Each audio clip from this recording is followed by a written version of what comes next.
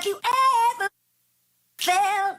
Are you listening? Hello Gemini, welcome back to my channel. I'm Taylor Cole, your personal astrologer, and we're going to talk about Gemini Rising. So I've been doing a series of videos on the rising signs. I've done just an introduction to rising signs, and then Aries and Taurus rising so far. And then today, obviously, it's the next sign, so we are going to do Gemini Rising. Let's dissect this a little bit. Let's talk about the symbolism behind Gemini, because I always find every single time that the symbolism of a sign is going to be a very important factor as far as the way that it manifests in a person. So, Gemini, sign of the twins. Really, like, maybe it should be the triplets, maybe it should be the quadruplets, like quintuplets, I don't know. You guys have some very different sides to you that almost seem like different personalities. Most of the time. Sometimes it's a little bit less obvious, but that's a frequent thing. It's like, one time I'll see this Gemini rising, they're this person. The next time, especially if I'm seeing that Gemini rising with another person, they're going to be like a completely different person. So this is frequently very misunderstood. People frequently accuse a Gemini of being like either fake or two-faced, or sometimes they say flaky for different reasons. But what it really boils down to, and what the truth behind that is that a Gemini rising is usually really like drained by being around people too much, because Gemini is the most socially adaptable sign in the zodiac. They are always going to kind of become whoever they're around to a certain extent, and that's draining. That's incredibly draining. I have a lot of Gemini in my birth chart. I'm not a Gemini rising, but just having a lot in my birth chart, I can relate to that. It's this need to kind of become other people to a certain extent that makes you almost feel like you have to sacrifice your own identity. And that's especially the case when you're a Gemini rising. So there is this need to retreat. There's this big thing where Gemini will be there one moment, the next moment they're gone. And that's because they have to go and be by themselves, figure out who they are, because they've been around other people and they've forgotten, or they feel like they've lost that identity. That is very healthy for the Gemini rising. They're not being flaky, they're taking care of themselves, okay? So just give them a break there. However, Gemini rising, like, make sure you just make that clear. Honesty, best policy. So if you need time to be by yourself, tell your friend. Like, that's almost always going to go over well, unless you're dealing with, like, I don't know, like a Scorpio or a Taurus or something like that. Like, those people, the ones who really value stability and commitment, those ones are going to have a little bit more of a difficult time with it. But let's be honest, like, I'm not sure that you probably have that many of those friends to begin with. That being said, you do have a need to be social. So I know I just said you need to retreat, but you do need that social contact, and that's because you are an air sign. Air is the element of communication, of being social, of really like using the brain and using your logic. That's all air. And what do you need in order to fulfill those needs? You need to be around other people. You need to express your ideas. You need to communicate. You need to talk. All that stuff that really stimulates your mind. Very important for you, Gemini. So, people frequently have a very like skewed perception of the sign Gemini, especially Gemini. I find that like Gemini is one of the most misunderstood signs in the zodiac, and that is because there is a behavior that seems to be one way externally, but it's not really how it's going on the inside for that Gemini rising. So they act one way sometimes, but it's a completely different story on the inside.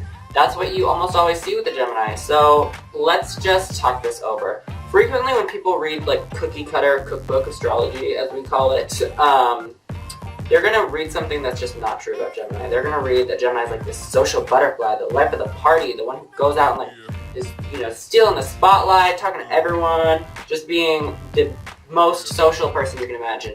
That is only like 13% true, okay? And I'll tell you why. Gemini, yes, does need to be social. Yes, they do like to talk to a bunch of different people, but the image that we conjure when we imagine Gemini from the book description is that they are almost like a Leo. The Leo is the one who's going to be the life of the party. They're the ones who are going to steal the attention, not intentionally, but just naturally take the attention. A Gemini is going to be very like diplomatic to an extent. They're going to talk, but let the other person talk. It's give and take because they like the stimulation, mental stimulation that comes from a conversation. They will be a little bit all over the place at the party. Like, they're going to talk to everyone, but they're not going to go around being like, woo, look at me, I'm amazing. that's another element that's misunderstood. Like, that's where you're going to read that the Gemini just needs to always be around people, when in reality they do need that time for reflection because they are so socially adaptable. Like I said, they need to, you know, go and be by themselves, figure out who the hell they are because they've been like 15 people in one night because they've been around 15 people for the party. So yeah, that's kind of one way that it plays out. But they need that time alone. They need to remember, like, who the hell am I? I've like forgotten. I've been with 15 people. So strive to find that balance. Strive to find time to be alone. Strive to find time to be around people, because you as a Gemini, like, need both. Like, you need it, or else you act a little bit. You act a mess. You act a fool. You don't have your life together when you don't get that time for reflection. Gemini, you are associated with some parts of the body, like every sign is, but you are associated with the shoulders, the arms, the hands, and the lungs. Every single Gemini rising that I have met has had seasonal allergies. If you don't have seasonal allergies and you're a Gemini, please comment below. I need to know you exist, because I don't think you do. Like, frankly, I'm questioning your existence. So please shout me out. Like, please holler at me. Please tell me. I need to know. If you are a Gemini rising, then that means you probably have bruises on your arms right now. You probably have some scrapes going on. You probably, like, are not very gentle with your hands. That's because you, like, have you seen me as a Gemini sun sign? Like, I do, like, what? Like, all of this is happening in every single video. And that is just a Gemini thing, and especially when you're a Gemini rising, you talk with your hands times 10. You are also just like fidgety and move around a lot like this all the time when you're not talking. So you run into things, you scrape your hands, you like get bruises. Very common. Let's talk about sex. Okay, so let's talk about sex, Gemini. You are an air sign. There's like a logical in your head type of thing going on there. You are very cerebral. And when that is the thing, when being cerebral and in your head is a thing, especially as a Gemini, where you kind of compartmentalize into two different people at least, there can be an on and off switch that is just boom. Like, you are either there, you're in it to win it, you are going for the gold, you are ready to pounce. Like, you are ready for the action, sexually speaking, or you are just not having it. Like, you literally will not be able to if you're not interested.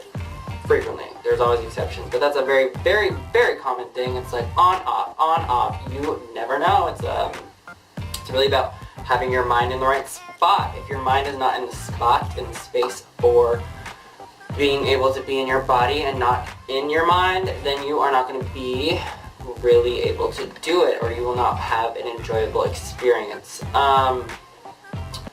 So really, like, don't try to, if you have not cleared your mind. Like, make sure you're in a clear mindset before you try to, you know, boom, make it happen. It's really not going to happen if you're not. So try to do that.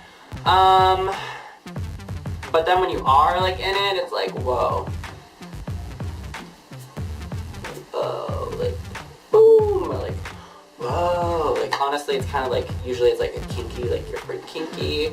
You tend to be, like, thinking up all sorts of crazy shit to do. You tend to like the weird and the bizarre and the mentally stimulating, for sure. Like, and I do want to say that this is something that has way more to do with just your rising sign, which is what we're talking about now. But I'm simplifying it because I haven't made the videos for those other things yet. So take this as a preface to more videos, essentially, is what I'm trying to tell you.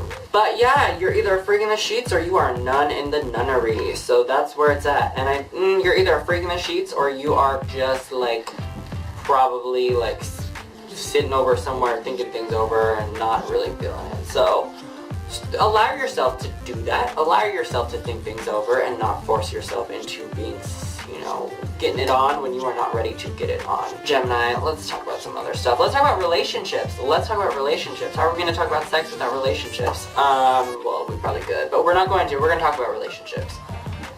You are an air sign. And disclaimer, so many disclaimers. This is just ridiculously simplified. I'm giving you the most generalized terms here. If you really want to know about compatibility, you have got to holler at me. You've got to call me. You've got to schedule a consultation. or you have to order a personalized horoscope, because if you want to know if you are compatible with someone, I will have to, and any astrologer would have to look at both of your birth charts. Just because there's like a million different factors. These are just the most simplified factors that I'm giving you, because this will give you kind of a guiding post. This will give you just a very blanket set of, you know, guidelines to look over. So that being said, let's talk about it. You're an air sign. I said this. You are an air sign. That means there's just like such a state of harmony with the other air signs usually. So what we have going on here is Libra, Aquarius, and Gemini. If you find yourself with a Libra, that's probably going to be the person who takes the lead in the relationship. They will be the one who initiates things. They are more of a directed type of a personality than you, where you tend to be kind of scattered. The Libra is very directed in their intents. The Libra knows what they're going for. So they can be more of the one who decides things, which sounds, I mean, even for me, saying that a Libra is going to be the one to decide things in the relationships, like, I'm almost laughing at myself right now, but it's true. Like, the Libra, in this one case, like, really, I don't think there's many more cases where the Libra would be the initiator and the decider. But in this case, the Libra will be the one who initiates things in the relationship for the most part. They're probably going to be the one who picks out what you're eating for dinner, usually. So that's how that usually goes. And then if you're with an Aquarius, this can be really good at pulling it in, like getting some stability going on here. You are like all over the place. The Aquarius is a lot more stable and grounded. So the Aquarius will be the one who is really like pulling you back, telling you, okay, hold on, we just decided this 5 minutes ago. Where are you going, Gemini? What you doing over there? Like, what are you doing over there? That's going to be the Aquarius. The Aquarius is not like a Taurus. The Aquarius still has a level of adaptability to them, so that is going to be kind of a comfortable grounding. It's not going to be bogging you down. If you're with another Gemini, you can think of this as a miracle, because guess what? It's hard to get one of you in a room. Like, how did you manage to get another one of you in a room? Like, seriously, how did you do that? I'm just kidding. But like, in reality, there tends to be a very scattered energy about one Gemini. So it's hard to even, you know, follow through with plans, usually when a Gemini is trying to date a Gemini. But when it works, it works. Let me tell you, because that mindset of being like 50 thoughts at once, there's so much like mental stimulation is going to be in both of you. So you have the most amazing discussions. So then the other element that tends to go well with air is fire. And let's talk it over. Let's talk about it. Let's chit-chat. So fire, let's think. So this is Aries, this is Sagittarius, and this is Leo. If you're with an Aries, you tend to love each other. I mentioned this in the Aries video. There's usually just like this weird common understanding, and I do understand why that is. The reason is because air and fire tend to go together on the one hand, but you're both considered personal signs. You're both within the first 4 signs of the zodiac, and that means there's an emphasis on being self-motivated, self-directed. So there's just this like, let's do it, let's go for it attitude when a Gemini and an Aries get together. It's very exciting. It's like boom, boom, boom, we're getting it done. It's like very stimulating, very scattered.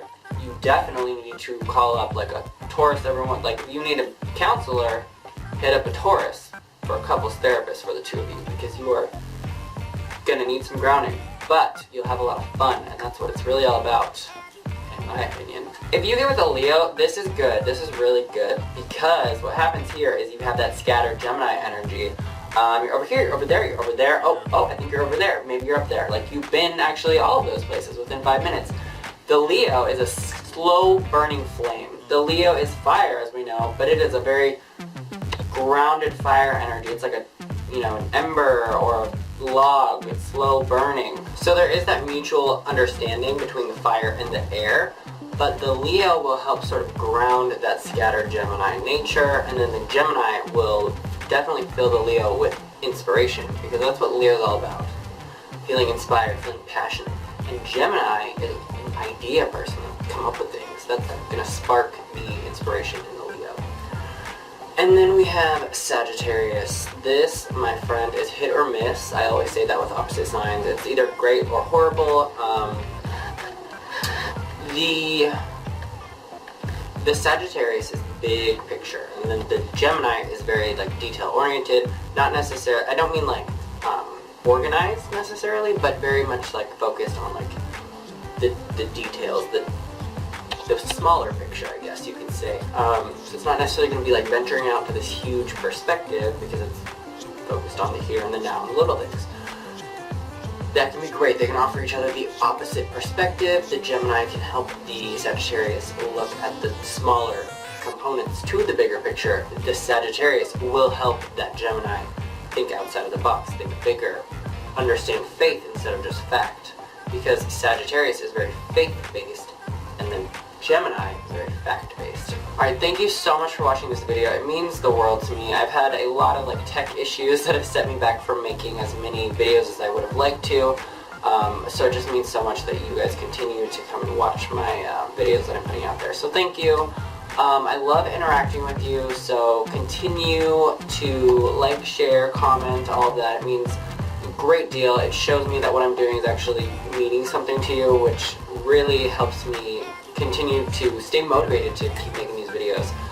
So yeah, just connect with me on the comments down below, but also on the social media outlets I have. I have all the different social media pages that I'm on in the description box below, so check that out.